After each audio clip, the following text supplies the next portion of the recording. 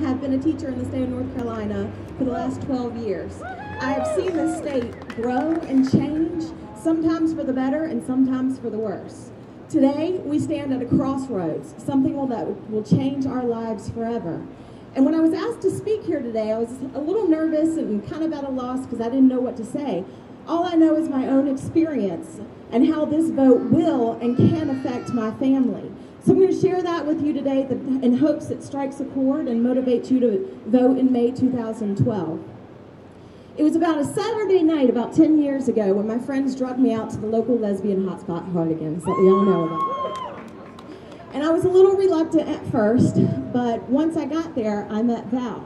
Little did I know that she would soon become the one woman in my life that I would start a family with. And have a son with. I'm going to cry. Val and I dated for a little over a year before we had a commitment ceremony in the mountains of Asheville, North Carolina. All of our friends and our family were there to see us give our vows to each other and share our love.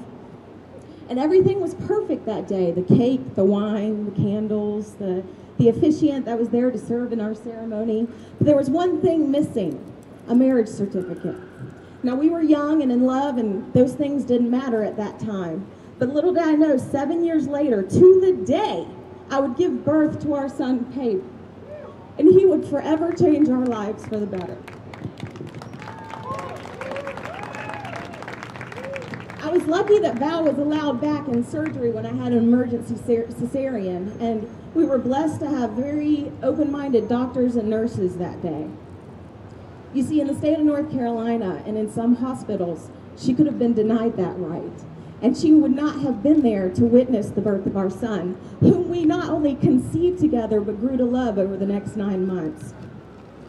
A little time later, Val was on a mission to adopt Peyton. And abruptly, that opportunity was snatched from her grasp in January. It broke her heart and it almost broke her spirit. But she stands here beside me today with him in hopes that we can make a change. Val is not listed to be a parent on Peyton's birth certificate. And I didn't realize until after the fact that in some states where gay couples are allowed to marry, the partner is allowed to be listed as a parent on the birth certificate. I just wish we had that same right in my own home state. Val is the most amazing parent. Every day when I watch her play with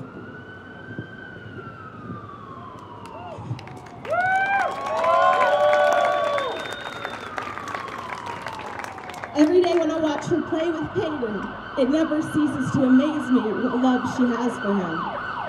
He looks up to her for guidance and support in everything that he does. She's an amazing parent. When she could not adopt him, it crushed her.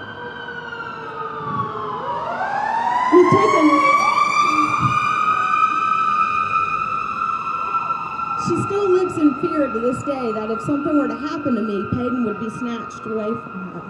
And we've taken all the necessary precautions to avoid that, but it still does not derail her sadness. No one over the past 2.5 years has questioned Val's guardianship. She takes him to doctor's appointments, she picks him up from school, and she's even stayed overnight in the hospital with him, all without fail.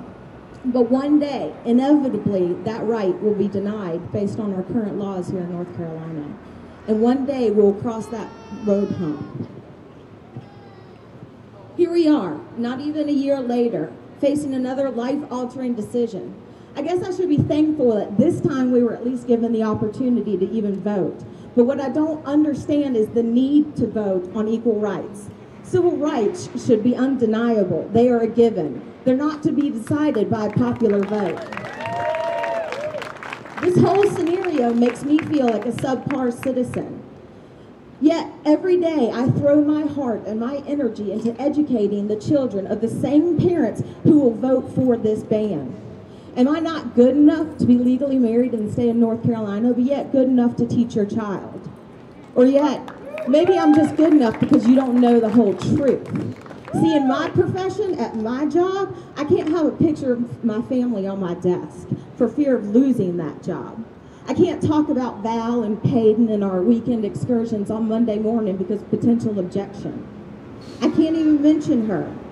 I'm reduced to manipulating pronouns at work, like this home state of mine manipulates my civil rights. We are teachers, we are doctors, we are lawyers, we vote, we pay taxes, we even fight and die for our country. Should we not be awarded the same equal rights as our straight counterparts? I don't remember having to vote on their marriage. And to be quite honest, I would have loved to have a say-so on some of those. As angry as this makes me, it motivates me to vote in May, and I hope it motivates you too, because I'm not going to let another opportunity for my family slip away from my grasp.